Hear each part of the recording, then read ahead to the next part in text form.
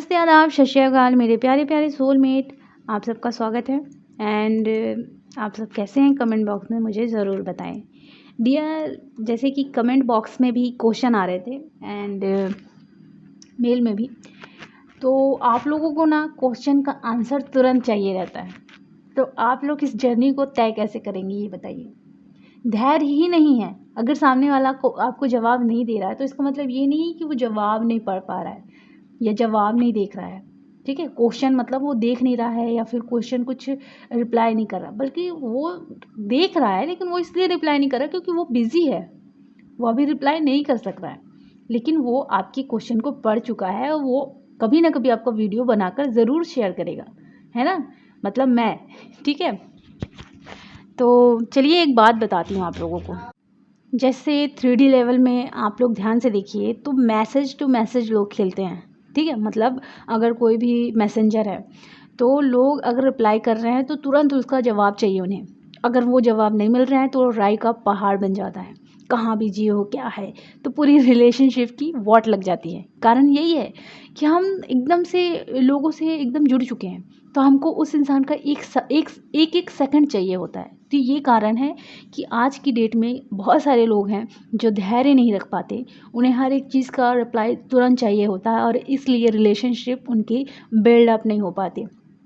ठीक है, और ये जर्नी आपको धैर्य रखना सिखाती है। पता है मेरे साथ भी ऐसा होता था, मैं डिवाइन से कोई क्वेश्चन पूछती थी और मुझे तुरंत उसका रिप्लाई चाहिए, तुरंत। जैसे हम 3D में करते हैं ना, मैसेज करेंगे तुरंत हमें मैसेज का जवाब चाहिए, तो वैसे ही मैं डिवाइन के साथ करती थी। तो डिवाइन मुझे कुछ नहीं कहते थे तो बहुत गुस्सा, बहुत बवाल होता था, बहुत ही ज़्यादा रोना, बहुत ज़्यादा वो सारी चीज़ें, क्रेविंग जितनी भी हो जाती थी, गॉड से नाराज़ भी हो जाती थी, बात भी नहीं करती थी, मुझसे बात मत करना, ये है वो है करके बहुत ऐसा, बिल्कुल जैसे कि वो एक्चुअली में मेरे साथ ही रहते हैं। इस तरीके से मेरा बिहेवियर उनके साथ था, बचपन से ही था। ठीक है, तो अब तो है, मतलब ऐसा नहीं है, मतलब बिहेवियर की बात कर रही हूँ। तो मैं धैर्य नहीं रखती थी, धैर्य ही नहीं रखती थी। मैं हर एक चीज़ में धैर्य रखना ही भूल चुकी थी, क्योंकि हाँ, ये जो सोशल मीडिया का ज़माना है हमें धैर्य रखना सिखाता ही नहीं है। तो फिर इस जर्नी में फिर मैंने धीरे धीरे डिवाइन पर फेथ रखना शुरू किया, धैर्य रखना शुरू किया। ठीक है, तब इस जर्नी में हम इतना ग्रो हो पाते हैं। ठीक है, तो इस चीज़ को आप समझिए कि कोई अगर आपको रिप्लाई नहीं कर रहा है तो इसका मतलब ये नहीं कि वो आपके मैसेज नहीं देख रहा, वो देख रहा है, समझ रहा है। उसे समय मिलेगा तो समय निकाल कर वो आपके लिए वीडियो शेयर करेगा, चाहे वो मैं हूँ या कोई भी हो, कोई भी टीचर्स हो। ठीक है, मैं सबके लिए बता रही हूँ। तो अब मैं आपको ये भी बताना चाहती हूँ कि आप लोग चाहते हैं कि मर्जिंग हो, तो मर्जिंग ऐसे नहीं होती जब आपके अंदर धैर्य ही नहीं है। ठीक है, और बहुत गंदगी भरी हुई है, लेयर भरी हुई है मान लीजिए। ठीक है, आपको पहले से ही इनर वर्क के लिए क्यों ट्रेन किया जाता है, क्योंकि जो भी हमारे अंदर गंदगी होती है, इश्यू होते हैं, आपको ये भी क्यों कहा जाता है कि ज्ञान इंद्रियों पर फोकस कीजिए और उन्हें प्योर बनाइए। मैंने वीडियो शेयर किया, आप जाकर उसे देख सकते हैं। कहने का कारण इसलिए है कि जब आप एकदम प्योर होंगे, प्योर सुनेंगे, प्योर देखेंगे, प्योर बोलेंगे, तो आपके सबकॉन्शियस माइंड में भी वो पॉजिटिविटी आएगी। ठीक है, आपका माइंड भी क्लियर होगा एंड जो भी ब्लॉकेजेस आपकी डीएम एंड डीएफ एनर्जी आपके अंदर की शिव और शक्ति में भरे पड़े हैं, वो ब्लॉकेजेस, बहुत सारे इनर वर्क जो मैंने शेयर किए हैं, बहुत सारे तो नहीं हैं, गिनती गई हैं, वो सारे योगास करेंगे, इनर वर्क करेंगे। और हीलिंग के लिए क्यों कहा जाता है, डायरेक्ट सब मर्जिंग के लिए क्यों नहीं कहते।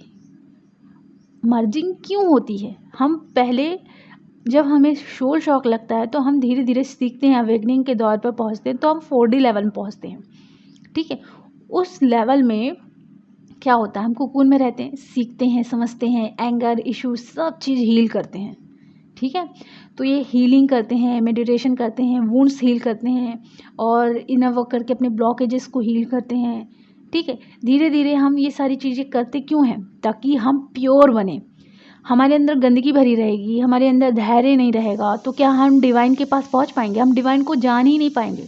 और डिवाइन को जानने के लिए तो प्योर बनना पड़ता है ना, उन्हें देखने के लिए भी तो प्योर बनना पड़ता है ना। ऐसे ही कोई डिवाइन को देख लेता तो इतनी सारी गंदगियाँ तो लोगों में भरी हुई है, फिर भी वो भगवान को बाहर ही क्यों ढूंढते हैं। भगवान को मानना या ना मानना ये बात नहीं कहूँगी मैं, भगवान को जानना ज़रूरी है, समझना ज़रूरी है। तो समझने के लिए हमें प्योर बनना होगा, प्योर फॉर्म में आना होगा। अगर आपने इनर वर्क किया, अच्छे से किया, ग्रो कर रहे हैं आप, अपना हर एक इशू हील कर रहे हैं, ठीक है। आपने इवनिंग के टाइम मेडिटेशन 15 मिनट किया, ठीक है। उसके बाद धीरे धीरे आप 30 मिनट, क्योंकि मेडिटेशन नॉर्मल होता है, उसमें मंत्रों का उच्चारण नहीं होता। कभी भी आप मेडिटेशन करें तो सांसों पर ही ध्यान दें। उस सांसों में मंत्रों का उच्चारण ज़रूरी नहीं है कि हम मंत्रों का ही उच्चारण करें, ठीक है।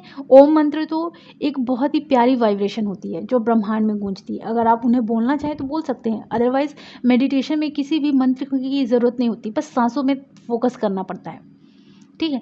धीरे धीरे आप जब अपनी मेडिटेशन में बिल्कुल हील होने लगेंगे, वो मेडिटेशन आपको भी हील करने लगेगा। उस मेडिटेशन के थ्रू ही आप महसूस करेंगे कि आपके अंदर की डीएम एंड डीएफ एनर्जी ऊपर की तरफ आ रही है, ठीक है। मर्ज होने के लिए धीरे धीरे आपकी ऊपर आ रही है, मतलब वो एनर्जी आपको महसूस होगी कि इस राइट भाग में अलग एनर्जी महसूस हो रही है और लेफ्ट में हल्की हल्की सी हो रही है, मतलब आपको अपने अंदर से वो शक्ति की एनर्जी महसूस होगी, ठीक है।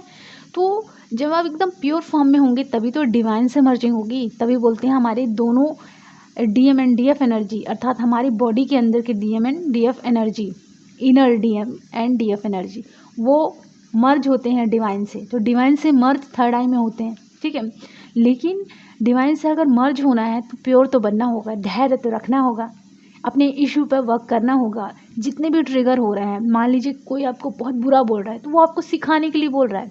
आपके अंदर एंगर का इशू है ना, तो एंगर के इशू को ख़त्म करने के लिए वो आपको ट्रिगर कर रहा है, ठीक है।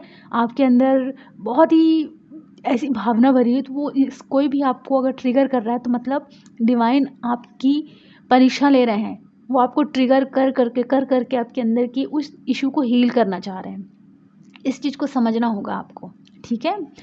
तो कोई भी चीज़ के लिए आपको पहले प्योर बनना होगा, इसलिए सबसे पहले कहा जाता है कि अपने ज्ञान इंद्रियों पर फोकस करें, हीलिंग करें, वुंड्स हीलिंग करें, अपनी इनर वर्क पर फोकस करें, ठीक है। अपने क्वेश्चन को अपने एंजल से पूछें, है ना। क्यों आपको आपसे ही जोड़ने के लिए कहा जाता है, क्योंकि ये जर्नी ही है, ये जर्नी हम सब की ये जर्नी है, पर्टिकुलर किसी एक की नहीं, हम सब की जर्नी ही है कि खुद को खुद से मिलना। जब हम खुद से मिलने लगेंगे तब तो हम प्योर बनेंगे, और जब हम अपनी गंदगियों को देखने लगेंगे, प्योर बनना शुरू करेंगे, तो धीरे धीरे 5D में जाएंगे।